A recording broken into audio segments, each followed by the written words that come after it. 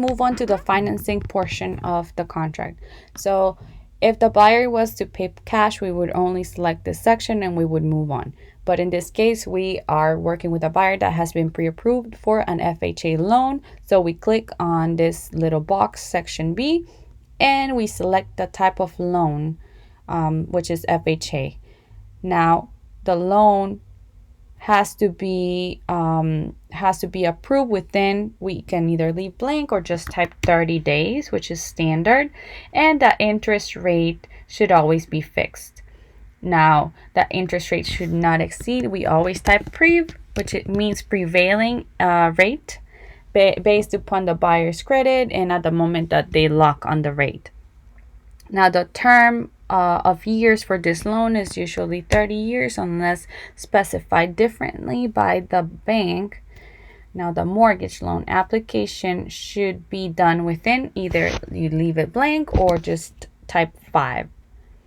That is it for the financing portion. Now, this little section is still financing, but that's only if the seller is either providing financing or the buyer is doing assumption of the existing mortgage. That usually doesn't happen. Now we move on to the closing costs, the ones paid by the seller first. If we are trying to ask for the seller to pay closing costs for the buyer, this is the section where we would do it. So in this case, we're going to request 3% of the purchase price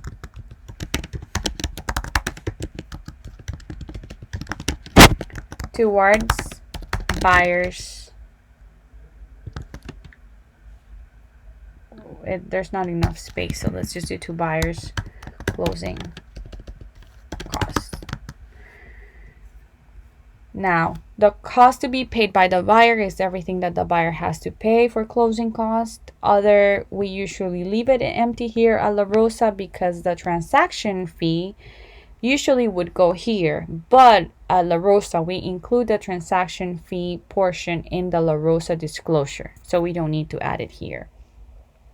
Now, the title evidence and insurance, we either leave it blank or just type 15. Seller shall designate, this is because we want the seller to pay for the title company. In case the buyer wanted to pay for the title company because they wanted to choose their own, then you would do buyer. Now, this is just for Miami.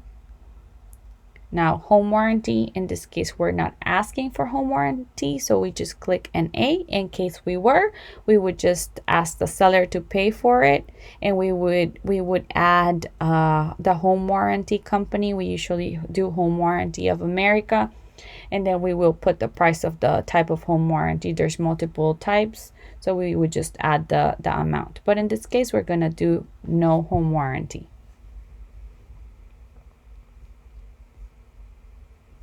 Now we move on.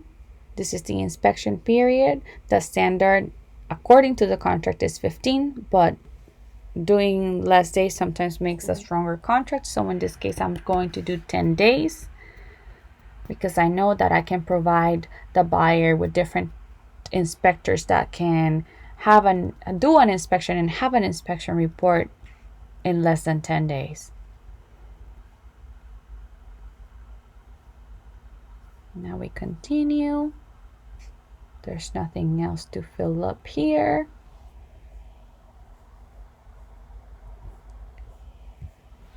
We keep moving until we get to the addenda portion.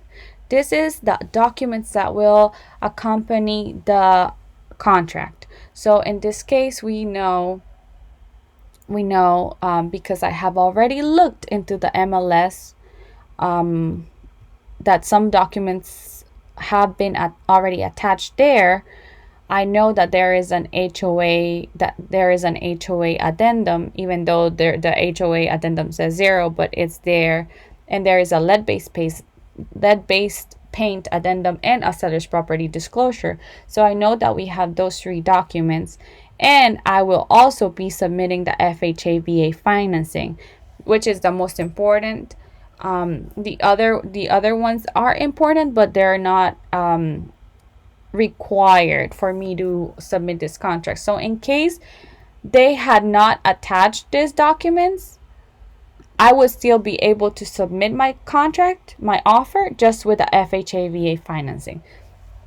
But in this case, I know that they have included a homeowners association, so I'm going to check it, and the lead-based paint disclosure. So I'm going to check it because I'm going to have my buyer sign it, and I'm going to submit all these documents with the contract.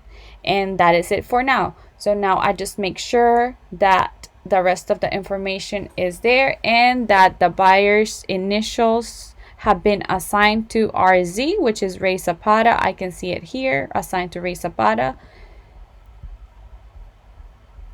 because that is my client and that's the only person I should be caring to send this document to. So now I'm just going to save. I am not going to share it with Ray yet because I have other documents that I need him to sign, and I want to share all of the documents at once. But in case I wanted to share only this document, I would just click share, make sure Ray is the only one selected and that he can actually sign, and then I would click share and he would immediately get an email. But for now, I'm not sharing.